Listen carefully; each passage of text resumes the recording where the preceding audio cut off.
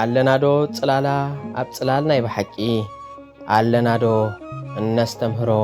ቃላ ንፍጽም ብዘይብቂ እስራት ከይድናዮምዶ ኣቱም ኣቦታት ደሃዮምዶ ጌርና ንህፃውንቲ ዘኽተማት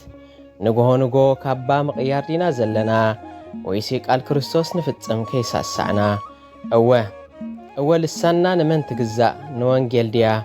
ወይሲ ንመንግሥቲ ሥጋ ኮይና ጽገተኛ ይጽበዩ ኣለዉ ቃል ኣዋዲ ኹንኮኖም ሰብ ከለዉ ብሰባት ብርሃን ሲኢኖም ሰብ ክንሶም ከም ወኻርያ ኣብ ጉድጓድ ሰፊሮም ሰብ ክንሶም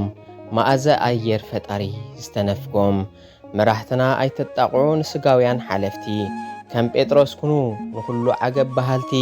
ከም ክርስቶስ ኩኑ ንዑሩቓት ኣልበስቲ ከም ናታን ኩኑ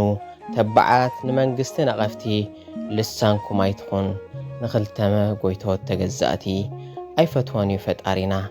ብሓቂ ክዳና ኣጻዕሪና መቕደሱ ተመጻና እስከ እንማህለል ስለ እሱራትና እስከ ንጸሊ ስለ ስዱታትና ንዝብል ኢልኩሞ መናፍቃን በቃ ቃል ጐይታ ይፈጸም ዝበለ ተሃድሶ ዓገብ ንበል ዝበለ እንታይ ገደሶ ሹማምንቲ ተተዛረቡ መና ተምስልዎ ንመን ኢና ፈሪሕና እስኪ ነዚ ጊዜ ትምሰልዎ ስልጣን ክህነት ሓሲራ ብዘመንና ብሓቂ ንሓቂ ዝቐወም ዘየሎ እንትርፎ ዘመርቲ ኩሉ ብብላዕ ምስኮነ ሞት ኣሕዋትና መሪራ ኣሰቃቒ ገለ ኣብ ሳህራ ክትወድቕ ብዘስካሕክሕ መቕዘፍቲ መላላኹም ናበይ ኣበለት ዘይብላ መላሲ